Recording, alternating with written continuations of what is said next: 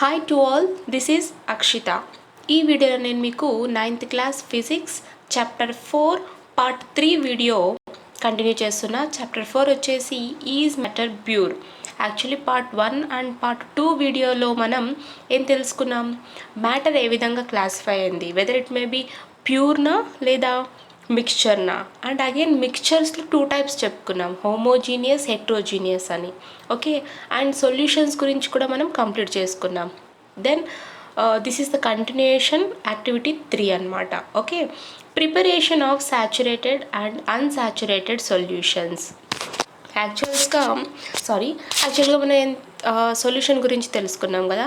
So solution పార్ట్కి వచ్చేటప్పుడు అందులో సాల్వెంట్ ఉంటుంది అండ్ అగైన్ సొల్యూట్ కూడా ఉంటుందని చెప్పుకున్నాం. ఓకే, ఇక్కడ సాల్వెంట్ ఏమవుతుంది అంటే లైక్ లిక్విడ్ కంటెంట్ అని చెప్పుకోవచ్చు. సొల్యూట్ మీన్స్ మనం ఏదైతే లిక్విడ్లో డిజాల్వ్ చేస్తామో దాన్నే సొల్యూట్గా చెప్పుకుంటున్నాం. Okay, yes. సో ఇప్పుడు సొల్యూషన్స్లో సాచురేటెడ్ సొల్యూషన్ అలాగే అన్సాచురేటెడ్ సొల్యూషన్స్ అంటే ఏదైనా ఒక లిక్విడ్లో మనం సొల్యూట్ వేసినట్టయితే అది ఎంత కేపబిలిటీతో డిజాల్వ్ అవ్వగలుగుతుంది, దాన్నే మనం సాచురేటెడ్ అంటాం. అన్సాచురేటెడ్ అంటే ఈవెన్ మనం మ్యాక్సిమం వేసినప్పటికీ కూడా డిజాల్వ్ చేసుకునేటువంటి కెపాసిటీ ఉండదు, అటువంటి వాటిని మనం అన్సాచురేటెడ్ సొల్యూషన్స్ అంటాం. ఫర్ ఎగ్జాంపుల్ 1 గ్లాస్ వాటర్లో మనం 1 స్పూన్ షుగర్ వేసామనుకోండి, it can able to dissolve, అంటే డిజాల్వ్ అవుతుంది 1 స్పూన్ షుగర్, దాన్నే మనం సాచురేటెడ్ అని చెప్పుకోవచ్చు. But when compared to unsaturated, ఇక్కడ మనం 1 గ్లాస్ వాటర్కు లైక్ 5 స్పూన్స్ షుగర్ వేసినప్పటికీ షుగర్ స్టిల్ డిసాల్వ్ కాకుండా ఉండిపోతుంది, దాన్ని మనం అన్సాచురేటెడ్ సొల్యూషన్స్గా చెప్పుకోవచ్చు. ఓకే, నా continuation. Take 50 ml of water in an empty cup. Add 1 spoon of sugar to the water in the cup and stir it till it get dissolved. Keep on adding sugar to the cup and stir till no more sugar can be dissolved in it. How many spoons of sugar is added? Okay, ఇప్పుడు ఏం చెప్తున్నారంటే ఒక empty కప్లో 50 ml వాటర్ని తీసుకోమని చెప్తున్నారు. తీసుకొని ఈ కప్లో ఉన్నటువంటి వాటర్లోకి మనం 1 స్పూన్ షుగర్ని యాడ్ చేయాలి. యాడ్ చేసి బాగా కలుపుతూ డిజాల్వ్ చేయాలన్నమాట. అంటే ఆటోమేటిక్గా మనం కలుపుతూ ఉంటే షుగర్ అనేది డిజాల్వ్ అవుతూ ఉంటుంది. ఓకే, అండ్ ఈ విధంగా మనం కొద్ది కొద్దిగా షుగర్ని యాడ్ చేస్తూ కలుపుతూ ఉండాలన్నమాట. ఓకే, అండ్ మనం కలుపుతూ ఉన్నప్పుడు షుగర్ అనేది డిజాల్వ్ అవుతూ ఉండాలి. ఎన్ని స్పూన్స్ వరకు మనం యాడ్ చేయొచ్చు అంటే ఎంత స్పూన్ షుగర్ మనం యాడ్ చేసినప్పటికీ డిజాల్వ్ అయ్యేలా చూసుకోవాలి, కొంచెం కూడా మిగిలిపోకూడదు. ఓకే, అండ్ ఇప్పుడు ఏం చెప్తున్నారంటే ఎన్ని స్పూన్స్ ఆఫ్ షుగర్ని మనం యాడ్ చేయొచ్చు ఒక కప్ ఆఫ్ వాటర్కు చూద్దాం. When no more solute can be dissolved in the solution at a certain temperature, it is said to be a saturated solution. Okay, so ఇక్కడ మనం సర్టైన్ టెంపరేచర్, మనం room temperature తీసుకున్నట్టయితే like 28, ఆ విధంగా 32 చెప్పుకోవచ్చు. Okay, so at a certain temperature వద్ద మనం సొల్యూషన్లోకి ఏదైనా సొల్యూషన్ని డిజాల్వ్ చేయలేము అంటే ఎక్కువగా డిజాల్వ్ చేయలేమనుకోండి, దాన్ని మనం సాచురేటెడ్ సొల్యూషన్గా చెప్పుకోవచ్చు. A saturated solution cannot hold any more solute at a certain temperature. If the amount of solute present in a solution is less than the saturation solution, it is called an unsaturated solution. Yes, so certain temperature వద్ద solute అనేది dissolve కాదు అని చెప్తున్నాం. Okay, దాన్ని మనం saturated సొల్యూషన్గా చెప్పుకుంటున్నాం. But ఎప్పుడైతే saturated solution అంటే సాచురేషన్ లెవెల్ కన్నా చాలా తక్కువగా ఉండిపోతుందో, మనం వేసేటువంటి సొల్యూట్ డిజాల్వ్ కాకుండా ఉండిపోతుందో, అప్పుడు మనం దాన్ని అన్సాచురేటెడ్ సొల్యూషన్గా చెప్తామన్నమాట. Can you tell what saturation level is? ఇక్కడ సాచురేషన్ లెవెల్ అని చెప్తున్నాం అంటే మనం సొల్యూషన్లో వేసినటువంటి సొల్యూట్ స్టిల్ సాచురేషన్ లెవెల్ కన్నా తక్కువగా ఉండిపోయినట్టయితే దాన్ని అన్సాచురేటెడ్ సొల్యూషన్ అని చెప్తున్నాం. ఇక్కడ సాచురేషన్ సొల్యూషన్ ఏమంటే ఇప్పుడు మనం చెప్పుకున్నాం, ఒక గ్లాస్ వాటర్లోకి 1 స్పూన్ షుగర్ వేసినా డిజాల్వ్ అవుతుంది, 2 స్పూన్స్ షుగర్ వేసినా డిజాల్వ్ అవుతుంది. అంటే ఒక గ్లాస్కి మనం మ్యాక్సిమం 5 స్పూన్స్ వరకు యాడ్ చేయొచ్చు షుగర్ని. అయినా కూడా ఒక సొల్యూటు 5 స్పూన్స్ ఆఫ్ షుగర్ వేస్తే ఒక గ్లాస్లోకి డిజాల్వ్ అవ్వాలి. ఈవెన్ అలా వేసినప్పటికీ డిజాల్వ్ కాలేదనుకోండి, అంటే ఈవెన్ ఒక గ్లాస్కి 5 స్పూన్స్ ఆఫ్ షుగర్ డిజాల్వ్ చేసుకునేటువంటి కెపాసిటీ ఉంటుంది. అయినప్పటికీ కూడా మనం వేసేటువంటి సొల్యూట్ డిజాల్వ్ కాలేదనుకోండి, that is the saturation level. Now take the solution prepared by you into a beaker and eat it slowly. Do not boil. Add some sugar to the solution. You notice that the solution allows to dissolve more sugar in it easily when it is heated. Okay, ఇప్పుడు ఏం చెప్తున్నారంటే ఒక బీకర్లో సొల్యూషన్ని తయారు చేయాలి మనం, but దాన్ని heat చేయాలి, కానీ ఎక్కువగా బాయిల్ చేయకూడదు. ఇప్పుడు ఆ సొల్యూషన్లోకి మనం షుగర్ని యాడ్ చేయాలన్నమాట కొద్ది కొద్దిగా. సో ఆ విధంగా మనం యాడ్ చేస్తున్నప్పుడు ఆ సొల్యూషన్ అనేది హీట్ అవుతూ ఉంటుంది కదా. సో అప్పుడు ఎక్కువ షుగర్ యాడ్ చేసినప్పటికీ కూడా డిజాల్వ్ అవుతూ ఉంటుంది. ఎందుకు అంటే హీట్ చేస్తున్నాం కాబట్టి ఆటోమేటిక్గా షుగర్ ఏమవుతుంది, డిజాల్వ్ అవుతుంది. ఈవెన్ మనం ఇంకా ఎక్కువ అంటే 1 గ్లాస్ వాటర్కి 5 స్పూన్స్ మనం లిమిటెడ్గా చెప్పుకున్నాం అజ్యూమ్, కానీ ఇక్కడ మనం 10 స్పూన్స్ ఆఫ్ షుగర్ యాడ్ చేసినప్పటికీ కూడా డిజాల్వ్ అవుతుంది, బికాజ్ మనం హీట్ ఇస్తున్నాం కాబట్టి, బట్ బాయిల్ అయితే చేయడం లేదు. Figure 6, adding more sugar to water. Find out whether this is true for the salt solution also. ఇక్కడ ఏం చెప్పుకున్నాము, ఒక సొల్యూషన్ తీసుకున్నాం, దాంట్లోకి మనం షుగర్ యాడ్ చేస్తూ ఉన్నాం, more and more sugar add చేస్తున్నాం, at the same time heat ఇస్తున్నాం. ఆటోమేటిక్గా ఇక్కడ హీట్ ఇస్తున్నాం కాబట్టి సొల్యూట్ డిజాల్వ్ అవుతూ ఉంది. అదేవిధంగా ఇక్కడ సాల్ట్ తీసుకున్నట్టయితే సాల్ట్ కూడా, అంటే ఈ సొల్యూషన్లో మనం సాల్ట్ యూజ్ చేసినప్పటికీ కూడా సేమ్ రిజల్ట్స్ వస్తాయా? సో మీరు ఖచ్చితంగా ఇంట్లో ట్రై చేయండి, అలా అని చెప్పి సాల్ట్ని వేస్ట్ చేయకండి. Activity 4, factors affecting the rate of dissolving. Okay, ఇక్కడ ఏదైతే మనం సొల్యూట్ వేస్తామో అది డిజాల్వ్ అవుతుంది కదా. డిజాల్వ్ అవ్వడానికి కొన్ని ఫ్యాక్టర్స్ అనేవి అఫెక్ట్ అవుతాయి. లైక్ మనం ఇక్కడ టెంపరేచర్, అంటే రూమ్ టెంపరేచర్ బేస్ చేసుకొని మనం స్పూన్తో వాటర్లోకి షుగర్ వేసి కలుపుతూ ఉన్నాం అనుకోండి, డిజాల్వ్ అవుతుంది. ఎంతవరకు? 1 గ్లాస్ వాటర్కి 2, 3, 4, 5 స్పూన్స్ వరకు డిజాల్వ్ అవుతుంది. ఎప్పుడైతే మనం టెంపరేచర్ని అందిస్తామో, హీట్ని అందిస్తామో, ఈవెన్ నువ్వు 10 స్పూన్స్ ఆఫ్ షుగర్ వేసినప్పటికీ కూడా 1 గ్లాస్ వాటర్లో అది డిజాల్వ్ అవ్వడం స్టార్ట్ అవుతుంది. అంటే ఇక్కడ టెంపరేచర్ అనేది ఇన్వాల్వ్ అయ్యింది. అదేవిధంగా డిజాల్వ్ రేట్ పెంచడానికి ఎటువంటి ఫ్యాక్టర్స్ ఇంకా ఇన్వాల్వ్ అయినాయి చూద్దాం. Take 3 glass beakers and fill each of them with 100 ml of water. Add 2 spoons of salt to each beaker. Place the first beaker undisturbed. Stir the solution in the second beaker and warm the third beaker. Okay, so ఇక్కడ ఏం చెప్తున్నారంటే ముందుగా 3 glass బీకర్స్ని తీసుకోమన్నారు. ఈ 3 glass బీకర్స్లో ఒక్కొక్క దానిలోకి మనం 100 ml of water, 100 ml of water, ఈ విధంగా 3 బీకర్స్లో ఫిల్ చేయాల్సి ఉంటుంది. ఇప్పుడు ఒక్కొక్క దానిలోకి 2 స్పూన్స్ ఆఫ్ సాల్ట్ని యాడ్ చేయాలి. ఓకే, ఇక్కడ సాల్ట్ని యాడ్ చేయాలి. ఒక్కొక్క బీకర్లోకి 2 స్పూన్స్ యాడ్ చేసిన తర్వాత ఫస్ట్ బీకర్ని మనం ఏమాత్రం కలపకుండాను, దానికి హీట్ ఇవ్వకుండా, అసలు డిస్టర్బ్ చేయకుండా పక్కన పెట్టేయాలి. సెకండ్ బీకర్ని ఏం చేయాలంటే అందులోకి మనం సాల్ట్ వేసాం కదా, ప్రతి ఒక్క దానిలోకి సాల్ట్ వేసాం, ఈవెన్ తీసుకోవాల్సింది సెకండ్ బీకర్లో ఏం చేయాలంటే మనం బాగా కలుపుతూ ఉండాలి ఆ సొల్యూషన్ని. అండ్ థర్డ్ బీకర్ ఉంటుంది కదా, ఈ థర్డ్ బీకర్ని మనం వార్మ్ చేయాలి, లైక్ కొద్ది హీట్ని ఇవ్వాలన్నమాట. What will you observe from the above 3 activities?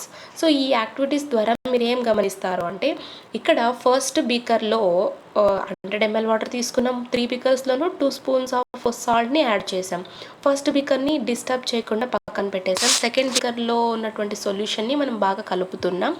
Third బీకర్ని ఏం చేస్తున్నాం అంటే వార్మ్ చేస్తున్నాం, లైక్ హీట్ ఇస్తున్నాం. ఈ 3 మనకు బీకర్స్లో డిఫరెన్సెస్ ఏ విధంగా ఉంటాయంటే, వామ్ ఇచ్చినటువంటి బీకర్లో ఉన్నటువంటి సొల్యూట్ ఉంటుంది కదా, అది కరిగిపోతుంది అనమాట, లైక్ సాల్ట్ వేయగానే కరుగుతుంది. బట్ ఇక్కడ ఏం జరుగుతుందంటే క్లియర్గా చూద్దాం. Which method allows you which method allows the solute to dissolve in the solvent easily? If you increase the temperature of the third beaker, what will happen?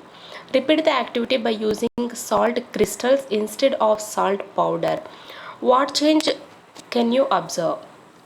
Okay, so ఇక్కడ మనం salt add చేసాం. Salt అనగానే మనం like nice ఉప్పు అంటాం కదా, దాన్ని use చేసింటాము. Okay, ఇక్కడ సాల్వెంట్లో సొల్యూట్ అనేది డిజాల్వ్ అవుతూ ఉంది, అంటే వాటర్లో సాల్ట్ డిజాల్వ్ అవుతూ ఉంది. ఏ దానిలో సాల్ట్ చాలా ఫాస్ట్గా డిజాల్వ్ అయి ఉండొచ్చు, మేబీ వామ్ ఇచ్చినటువంటి సాల్ట్ కావచ్చు, లేదా మనం కలుపుతున్నటువంటి సెకండ్ బీకర్ కావచ్చు. సరే, ఇప్పుడు మనం ఏం చేయాలి అంటే ఈ నైస్ ఉప్పు ప్లేస్లో క్రిస్టల్స్ ఉంటాయి కదా, రాళ్ళ ఉప్పు, వాటిని వేసి మళ్ళీ ఈ చేంజెస్ని అబ్జర్వ్ చేయాల్సి ఉంటుంది. అప్పుడు చూసినట్టయితే మనకు వామ్ ఇచ్చినటువంటి, అంటే హీట్ని చేసాం కదా, టెంపరేచర్ని ఇచ్చాం కదా, ఆ బీకరే తొందరగా సాల్ట్ని డిజాల్వ్ చేస్తుంది అన్నమాట. సో దీన్ని బట్టి మనం ఏం చెప్పుకోవచ్చు, సో టెంపరేచర్ అనేటువంటి ఫ్యాక్టర్ కూడా డిజాల్వింగ్ రేట్ని పెంచుతుందని చెప్పుకోవచ్చు.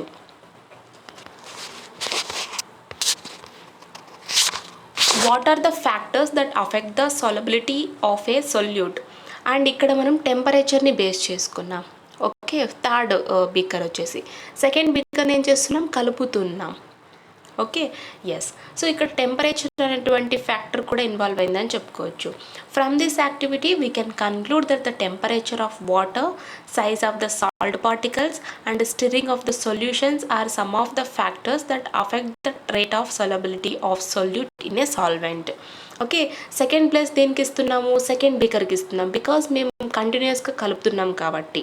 ఓకే, అండ్ కంటిన్యూస్గా కలపడం వల్ల సొల్యూట్ పార్టికల్స్ అవన్నీ కూడా యూనిఫామ్గా డిస్ట్రిబ్యూట్ అవ్వడానికి ఛాన్సెస్ ఉంటాయి త్వరగా. అండ్ థర్డ్ బీకర్కి టెంపరేచర్ ఇచ్చాం కాబట్టి that should be the first place అని చెప్పుకోవచ్చు. అండ్ కలుపుతున్నాం కాబట్టి ఇది కూడా వస్తుంది, అంటే 2 ఫ్యాక్టర్స్ కూడా ఇక్కడ ఇన్వాల్వ్ అయినాయి. సో ఈ యాక్టివిటీ ద్వారా ఏం చెప్పుకోవచ్చు, ఒకటి టెంపరేచరు, అలాగే మనం కంటిన్యూస్గా కలపడం వల్ల కూడా solubility rate like dissolving rate అనేది ఇంక్రీజ్ అవుతూ ఉంది. You know that solubility is the measurement of amount of solute that dissolves in a solvent. ఇక్కడ సాలబిలిటీ అని చెప్పుకుంటున్నాం. సో సాలబిలిటీ అంటే ఏంటి అంటే సాల్వెంట్లో ఎంత అమౌంట్ ఆఫ్ సొల్యూట్ డిజాల్వ్ అవుతుంది దాన్ని మెజర్ చేయడమే సాలబిలిటీ.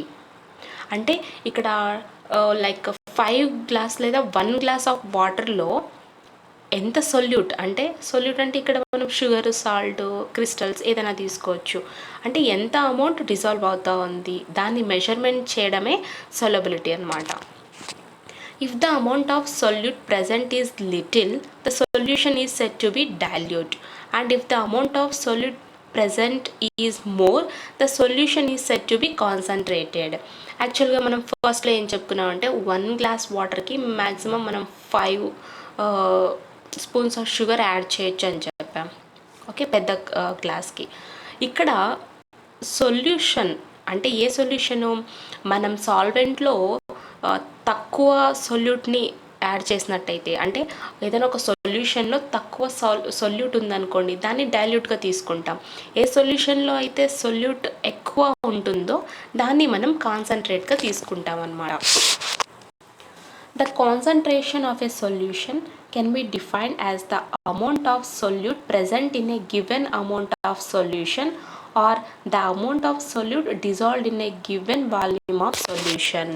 ఇక్కడ ఏ సొల్యూషన్ అయినా కానీ ఆ సొల్యూషన్ యొక్క కాన్సన్ట్రేషన్ని మనం డిఫైన్ చేయాలనుకుంటే ఇచ్చినటువంటి సొల్యూషన్లో ఎంత అమౌంట్ ఆఫ్ సొల్యూట్ ప్రెజెంట్గా ఉంది, లేదా ఇచ్చినటువంటి వాల్యూమ్ ఆఫ్ సొల్యూషన్లో ఎంత సొల్యూట్ డిజాల్వ్ అయ్యింది. సో ఈ రెండింటిని మనం కాన్సన్ట్రేషన్ ఆఫ్ ఏ సొల్యూషన్ అని చెప్పుకుంటున్నాం. There are many ways of expressing the concentration of a solution, but here we can only about 2 of those. Okay, అంటే సొల్యూషన్ యొక్క కాన్సన్ట్రేషన్ని మనం ఎక్స్ప్రెస్ చేయడానికి ఎన్నో వేస్ని యూజ్ చేయొచ్చు, బట్ ఈ క్లాస్లో మనకి ఏం చెప్తున్నారంటే ఓన్లీ 2 వేస్ని రిప్రజెంట్ చేస్తున్నారు. ఏంటి అంటే mass by mass percentage of solution అంటే ఇక్కడ ఫస్ట్ మాస్ని తీసుకుంటున్నారు. అండ్ ఫస్ట్ డెఫినేషన్లోనే చూసాం ఎంత అమౌంట్ అంటే ఎంత అంటే క్వాంటిటీ, లైక్ మాస్ తీసుకుంటున్నాం. ఓకే, సో ఎంత మాస్ ఆఫ్ సొల్యూషన్లోకి ఎంత మాస్ ఆఫ్ సొల్యూట్ ప్రెజెంట్ అయ్యింది అది ఫస్ట్ కేసులో తీసుకుంటున్నాం.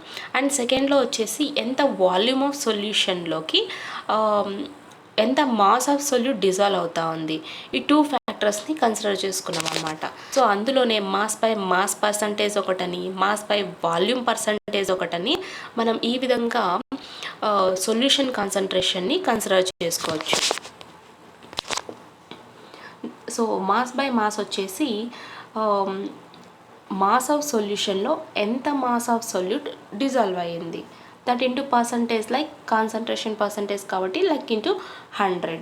నా మాస్ బై వాల్యూమ్ అంటే వాల్యూమ్ ఆఫ్ సొల్యూషన్లో ఎంత అమౌంట్ ఆఫ్ సొల్యూట్ డిజాల్వ్ అవుతుంది, ఎంత డిజాల్వ్ అయ్యింది, లైక్ దాన్ని తెలుసుకోవడమే మనం mass by volume percentage. So ఇక్కడ ఒక ఎగ్జాంపుల్ ఇచ్చారు. A solution contains 50 grams of common salt in 200 grams of water. Calculate the concentration in terms of mass by mass percentage of the solution. So ఇక్కడ mass by mass వాళ్ళే ఇచ్చేసారు మనకు 20 grams of water and 200 grams of water, and అందులో ఎంత dissolve అయింది, 50 grams of common salt dissolve అయింది. And దీని యొక్క కాన్సన్ట్రేషన్ మనం తెలుసుకోవచ్చు ఈజీగా.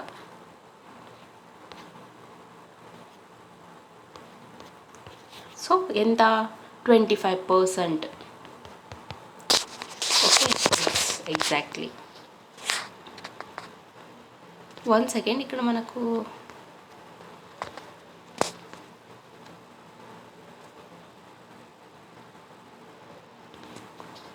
ఓకే చూద్దాం.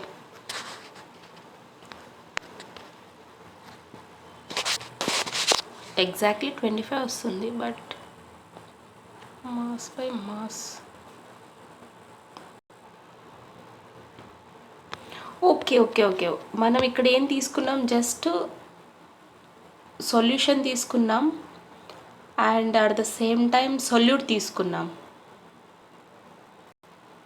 ఓకే సరే, ఇప్పుడు ఆ సొల్యూషన్ యొక్క కాన్సన్ట్రేషన్ పర్సంటేజ్ తీసుకోవాలి మనం. బట్ మనం చేసింది ఇక్కడ ఓన్లీ సొల్యూట్కి సాల్వెంట్కి చేసాం, but we have to do సొల్యూషన్లో ఎంత 50 grams ఆఫ్ కామన్ సాల్ట్ ఉంది అండ్ 20 grams ఆఫ్ వాటర్ ఉంది. సో వీటి రెండిటి అంటే టోటల్గా కంబైన్ చేస్తే మనకు 250 రావాలి. దెన్ టోటల్ సొల్యూషన్ ఎంత అవుతుంది, అప్పుడు 250 తీసుకోవాలి. ఓకే, అది మర్చిపోయినాం మనం. డైరెక్ట్ ఇక్కడ సొల్యూట్ బై సాల్వెంట్ వేసుకున్నాం. యాక్చువల్లీ సొల్యూట్ బై సొల్యూషన్ తీసుకోవాలి, అదే మనం చేసిన మిస్టేక్. జస్ట్ ఒక క్లాష్ అంతే. ఎస్, సో ఇక్కడ ఇచ్చినటువంటి సొల్యూషన్ చూద్దాం మనం ఇప్పుడు. ఫస్ట్ మనకు 50 grams ఆఫ్ కామన్ సాల్ట్ ఉంది, ఎంతలో, 200 grams ఆఫ్ సాల్వెంట్లో. ఇప్పుడు సొల్యూషన్ ఏమవుతుంది మరి, 50 + 200 = 250. ఓకే, సో ఇక్కడ మనం డైరెక్ట్గా 200 grams ఆఫ్ నేను సాల్వెంట్ని సొల్యూషన్గా తీసేసుకున్నాను కాబట్టి అక్కడ ఒక మిస్టేక్ జరిగింది. నా ఇప్పుడు మనం మాస్ బై మాస్ పర్సంటేజ్ ఎంత అవుతుంది, ఇప్పుడు సొల్యూషన్ది దొరికేసింది మనకు ఎంత, 250. సో ఇక్కడ సొల్యూట్ ఎంత ఇచ్చారు, 50, 250 then into 100. Okay, so what we get, 5 1 5 5 5 1 520. Okay, now 20%. Exactly. Suspensions and colloidal solutions. So ఇప్పటిదాకా మనం సొల్యూషన్స్ గురించి చెప్పుకుంటూ వచ్చాం. ఓకే, ఈ సొల్యూషన్స్లో సాచురేటెడ్ సొల్యూషన్స్, అన్సాచురేటెడ్ సొల్యూషన్స్ గురించి డిస్కస్ చేసుకున్నాం. Now suspensions and colloidal solutions అంటే ఏంటో తెలుసుకుందాం. Activity 5, finding of heterogeneous mixtures, suspensions and colloids. Okay, heterogeneous mixtures అంటే డిఫరెంట్ సబ్స్టాన్సెస్ కలిగినటువంటి మిక్స్చర్స్ అని చెప్పుకోవచ్చు. Okay, and we know, take some chalk powder in a test tube, take few drops of milk in another test tube. Add water to these samples and stir with a glass rod. Observe whether the particles in the mixtures are visible. Can you call these mixtures as solutions? Hint, are you are your samples heterogeneous or homogeneous. Okay, so ఇక్కడ ఏం చెప్తున్నారంటే ఒక test ట్యూబ్లో chalk piece powder ఉంటుంది కదా, దాన్ని తీసుకోవాల్సి ఉంటుంది. తీసుకొని ఇప్పుడు మనం ఇంకొక టెస్ట్ ట్యూబ్లో మిల్క్ని తీసుకోవాలి. ఓకే, ఈ 2 టెస్ట్ ట్యూబ్స్ని మనం కంపేర్ చేసినట్టయితే రెండు మిల్క్ కలర్లోనే కనిపిస్తాయి, లైక్ వైట్ కలర్లోనే కనిపిస్తాయి. Okay, exactly. ఇప్పుడు ఏం చేయాలంటే add water to these samples and stir with a glass rod. ఇప్పుడు ఏం చేయాలంటే ఒక టెస్ట్ ట్యూబ్లో చాక్ పౌడర్ తీసుకున్నాం, ఇంకొక టెస్ట్ ట్యూబ్లో ఏం తీసుకున్నాం, మిల్క్ తీసుకున్నాం. వీటిలోకి కొన్ని వాటర్ని, అంటే కొన్ని డ్రాప్స్ ఆఫ్ వాటర్ని యాడ్ చేసి బాగా కలపాలన్నమాట. ఒక గ్లాస్ రాడ్ సహాయంతో కలిపేయాలి. సో కలిపేసినాక ఆ 2 మిక్చర్స్ని మనం అబ్జర్వ్ చేసినట్టయితే అందులో మనకు ఎటువంటి పార్టికల్స్ ఏమైనా కనిపిస్తాయంటే నో, బికాస్ మనం చాక్ పీస్ని ఆల్రెడీ పౌడర్ చేసి వేసాము. అండ్ ఎప్పుడైతే మనం స్టిర్ చేస్తామో ఆ చాక్ పీస్ పౌడర్ అంతా కూడా కలవడం జరుగుతుంది. సో దీన్ని బట్టి మనం ఈ 2 సొల్యూషన్స్ని హోమోజీనియస్గా చెప్పుకోవచ్చా, అంటే టోటల్గా డిజాల్వ్ అయిపోయింది, ఎటువంటి పార్టికల్స్ కనిపించడం లేదు. సో మిల్క్ అలాగే చాక్ పీస్ పౌడర్ యొక్క సొల్యూషన్, ఇవి రెండింటిని మనం హోమోజీనియస్గా చెప్పుకోవచ్చా, లైక్ బై అపియరింగ్. సరే చూద్దాం. Now do the following steps and right your observations in the table 1. So ఇప్పుడు కొన్ని స్టెప్స్ చెప్తున్నారు, వాటిని ఫాలో అవుదాం. అలాగే మనకు వచ్చినటువంటి అబ్జర్వేషన్స్ అన్నిటిని కూడా టేబుల్ 1లో ఫిలప్ చేయమన్నారు, చూద్దాం. Direct a beam of light from a torch or a laser beam on the test tubes. Is the path of the light beam visible in the liquid? Okay, ఇప్పుడు ఏం చెప్తున్నారంటే ఈ 2 test tubes solutions ఉంటాయి కదా, వీటిలోకి beam of లైట్ని అనేది pass చేయాలి. Weather maybe మనం టార్చ్ లైట్ అయినా యూజ్ చేయొచ్చు, లేదా ఒక లేజర్ బీమ్నైనా యూజ్ చేయొచ్చు. ఇప్పుడు మనం ఆ లైట్ బీమ్ని పాస్ చేసినప్పుడు లిక్విడ్స్లోకి లైట్ బీమ్ని పాస్ చేసినప్పుడు దాని యొక్క పాత్ ఏ విధంగా ఉంది, అంటే లైట్ పాత్ కనిపిస్తుందా లేదా చూసుకోవాలి. సో ఇది మనం ప్రాక్టికల్గా చేయాలి. Leave the mixture undisturbed for some time. What changes do you observe? Does the solute settle down after some time? Okay, so మనం ఏం చేసాము, ఒక టెస్ట్ ట్యూబ్లోకి చాక్ పీస్ పౌడర్ వేసి వాటర్ వేసి బాగా మిక్స్ చేసాము. అండ్ సెకండ్ దాంట్లోకి మిల్క్ వేసి దాంట్లోకి వాటర్ వేసి మిక్స్ చేసాము. సో కొద్దిసేపు మనం డిస్టర్బ్ చేయకుండా ఆ టెస్ట్ ట్యూబ్స్ని అలాగే వదిలేసినట్టయితే కింద మిక్చర్ ఏమన్నా సెటిల్ అయి ఉంటుందా అంటే మిల్క్లో ఉండదన్నమాట. Okay, and when compare to first test tube, అంటే చాక్ పీస్ పౌడర్ ఉన్నటువంటి టెస్ట్ ట్యూబ్లో చూస్తే మందంగా ఉన్నటువంటి లేయర్ అంతా కూడా కింద ఫామ్ అయిపోయి వాటరీగా ఉన్నటువంటి లేయర్ పైన ఫామ్ అవుతుంది. అంటే కింద కొన్ని సొల్యూట్ సెటిల్ డౌన్ అయ్యింది అని చెప్పుకోవచ్చు. ఓకే, అంటే ఎప్పుడైతే మనం అన్డిస్టర్బ్గా వదిలేస్తామో మందంగా ఉన్నటువంటి పార్టికల్స్ అంతా కూడా కింద ఉండడం జరుగుతుంది.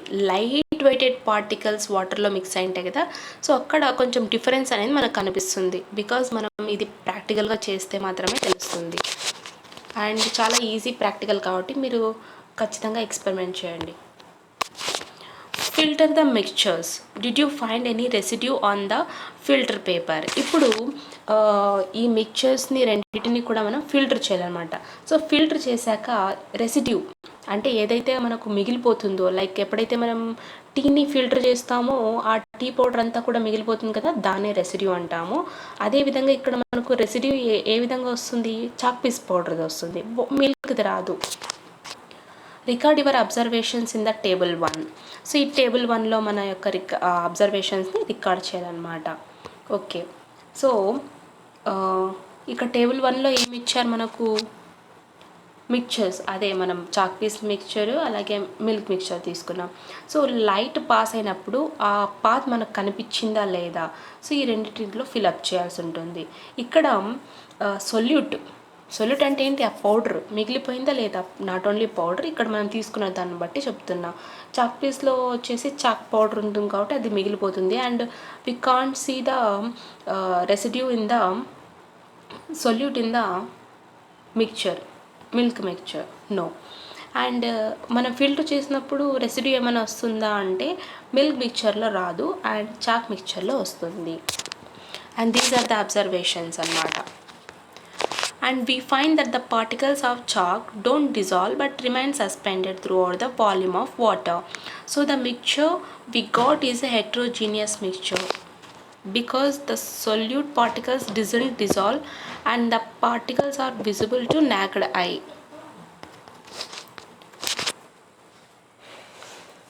సో ఫస్ట్ టెస్ట్ ట్యూబ్లో చాక్ పీస్ పౌడర్ సొల్యూషన్ వేసాము, అందులో పార్టికల్స్ అనేవి కంప్లీట్గా డిజాల్వ్ అయి ఉండవు.